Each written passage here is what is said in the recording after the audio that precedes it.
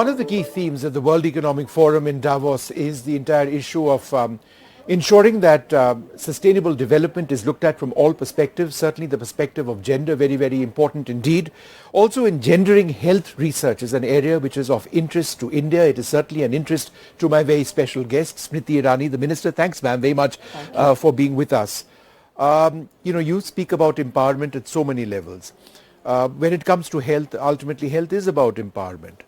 And yet, if you look at it statistically, the numbers that we get for women around the world, and certainly in India, are often inaccurate. For example, I was reading 25% of the lives of women is marred by poor health, and yet health research doesn't seem to reflect that enough. Is that not a big problem? I think we've not managed to make a case for enhanced investments in women's health from the perspective of research. Women happen to be at the receiving end of pharmaceutical support or institutionalized medical support only when things got aggravated vis-a-vis their own health. I can speak for the Indian cultural context. There were women who were in our families and our communities self-medicating because they didn't want their health, not only financially but also psychologically, to be of burden to their familial surroundings. I also believe India has made now a case for financial enhanced investments in just gender across the board. So you talk about health.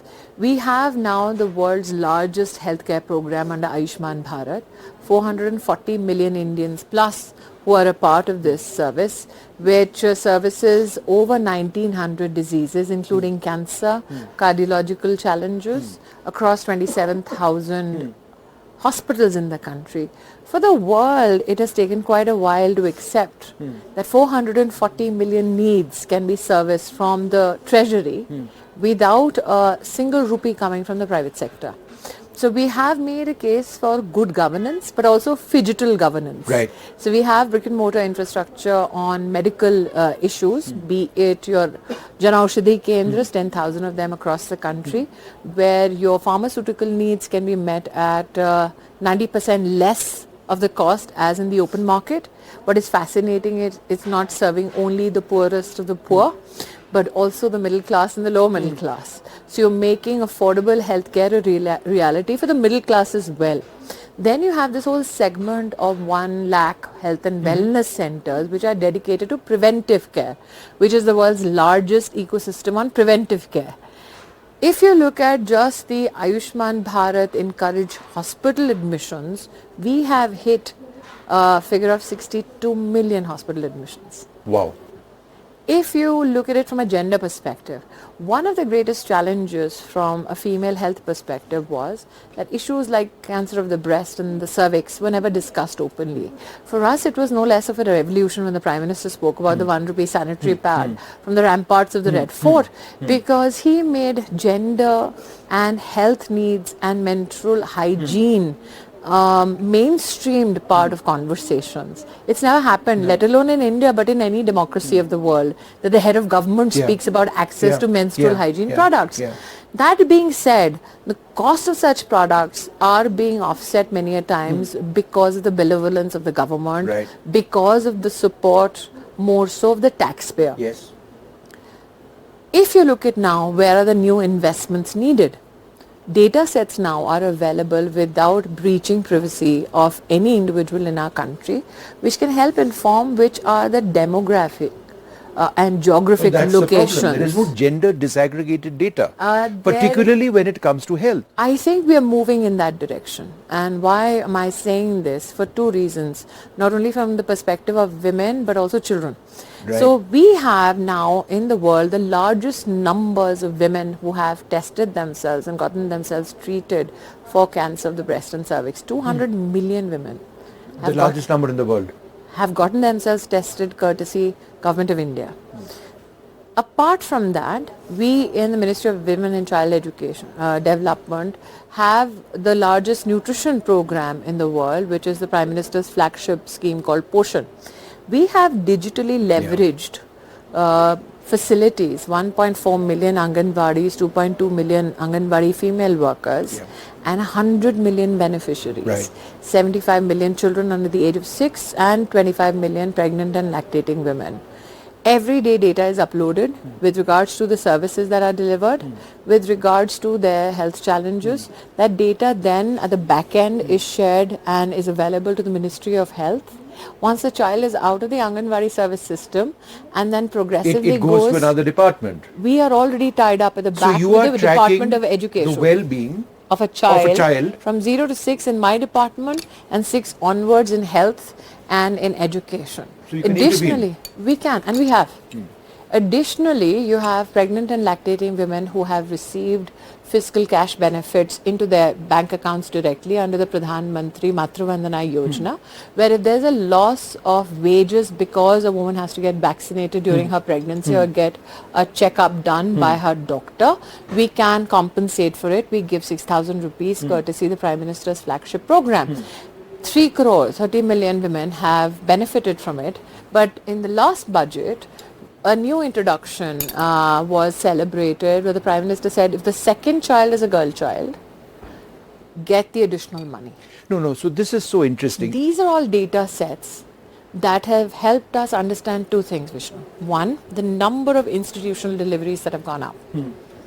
So there's a direct correlation for us to say, okay, if you give this benefit and acclimatize a woman and a family to an institutional mechanism of delivery of healthcare, they tend to have a stickiness factor there.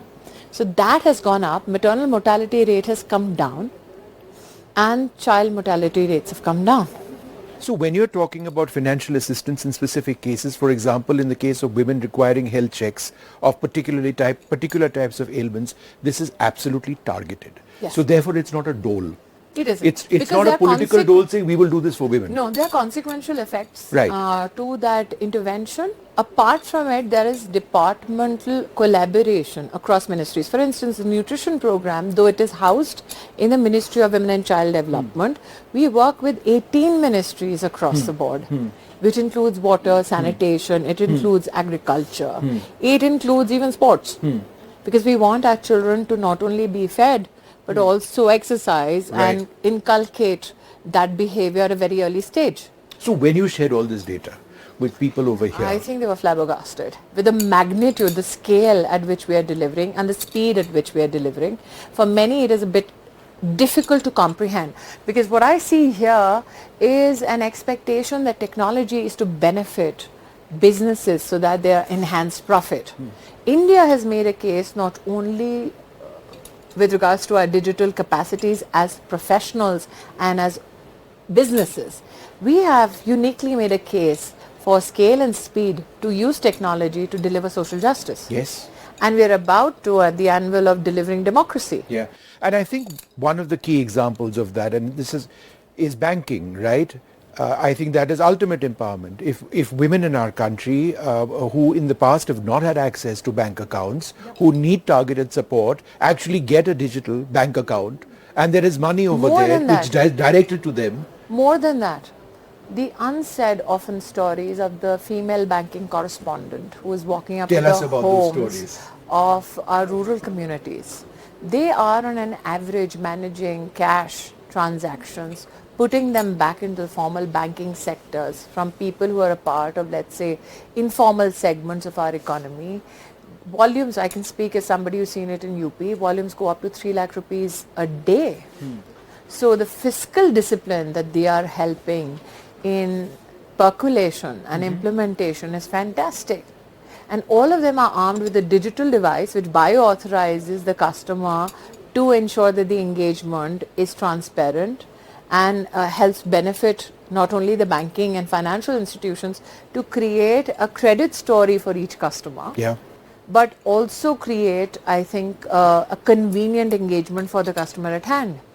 So though you are looking at Mudra, and I might here add, Mudra was not a gendered financial instrument. 400 million loans given, 70% women beneficiaries, which is about 280 million loans given only to women. Now what is fascinating is 230 million women opened their bank accounts, courtesy Jan Dhan, 500 million accounts in totality. 280 million turned up for a bank loan. Wow.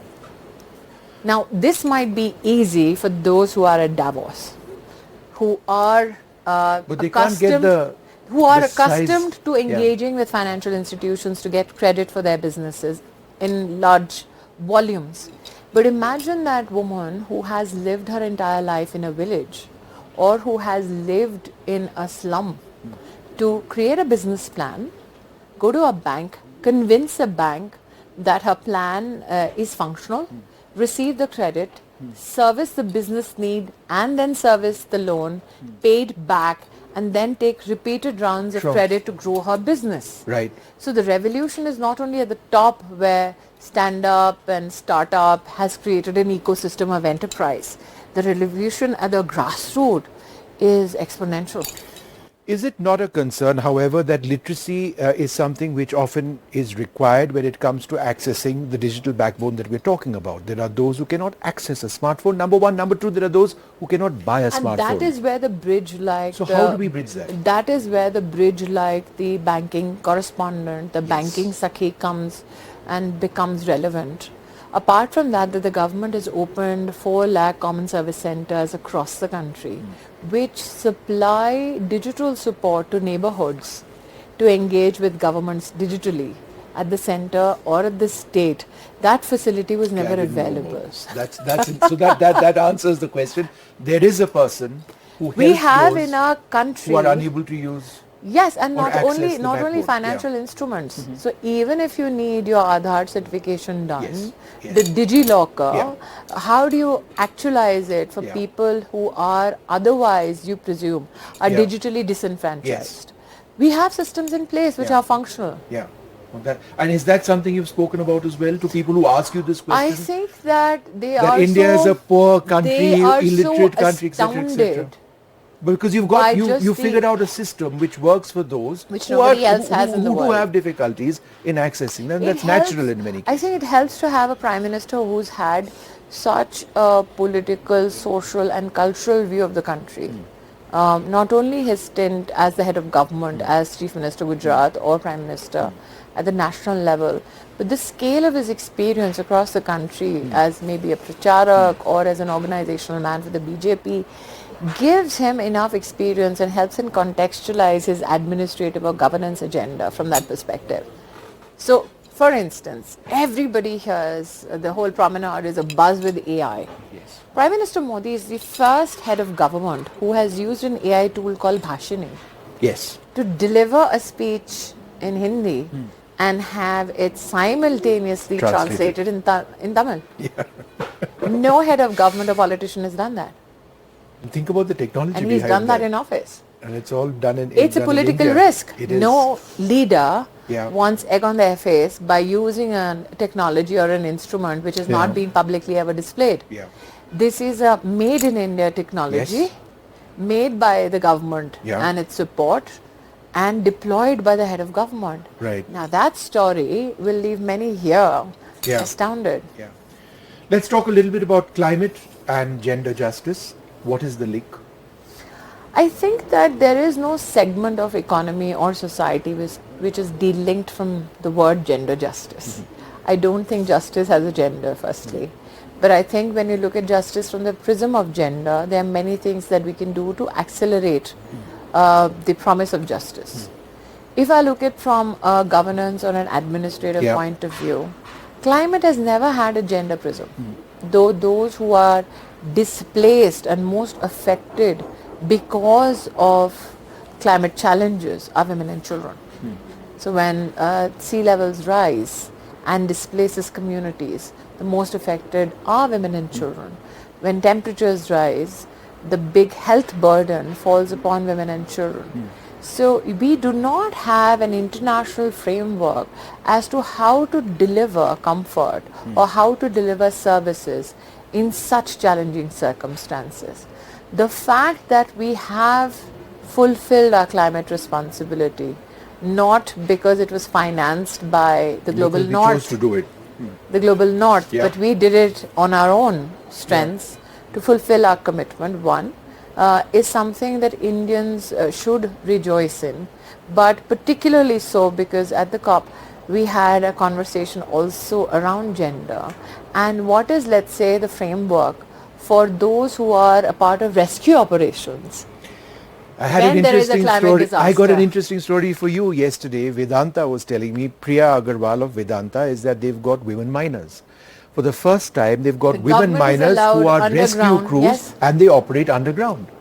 Isn't that remarkable empowerment? The fact that what is remarkable is that you have more and more companies happy to take on more and more female professionals in underground mining after Prime Minister Modi opened up that segment. The question is the fact that the talent was ready, the industry was ready. Why wasn't the government before us ready? It gives cause for much speculation or conversation. But I'm glad better late than never. Yeah. We had women PCR crews in NDTV 20 years back, 100% women, everyone, all our engineers, our directors. It was a matter of huge pride for us. Even now I think we are possibly majority women, more than 60%. That's something in the media that we are very proud of. When in the past, even with this government, the focus was always targeting women with various program schemes, etc., etc. There is now a transition to women-led. How is that happening? I think because there's also an economic case, like I said, that Prime Minister Modi has made for what happens when you make women not a part of the endowment process or a hand-me-down process, but a part of a process where they're equal partners in growth and they become the fulcrum for that growth.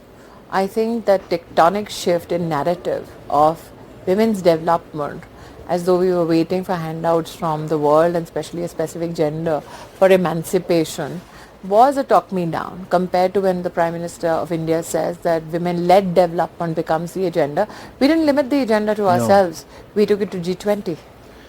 And we impressed upon the world that they need to relook at how they address women and their issues. So if you look at the McKinsey report, it says that we will have an additionality of $770 billion by 2025 if we enhance a female's cooperation and participation in our economy. That being said, there are many parts of the female contribution to the economy which are not counted. Nationally or globally, there isn't a resolute framework which is globally accepted, which recognizes that we have 9 crore women, 90 million women, who are now managing yearly a business worth $37 billion at the grassroots, that being the self-help group. Here you have industry leaders and giants talking about, technology, drones. There Prime Minister Modi back home says, let's give drones to self-help groups. Right. So they can help our farming communities move from traditional farming to precision agriculture. So the mindset of how we are looking at the female potential in India is absolutely different. And one final question, it's sort of a political question. It works politically for the BJP as well. I don't think it's a political commitment of the Prime Minister. If you are giving women opportunities... sorry, I'm doing this. I don't think it's a political commitment for the Prime Minister because he invested in gender justice and parity when it was not even fashionable, let alone here, but even back home. Okay, fair enough. Thank you very much for speaking to us. Smriti Irani over there, extremely passionate about the word empowerment at so many levels. Gender justice is critical to so many conversations taking place over here.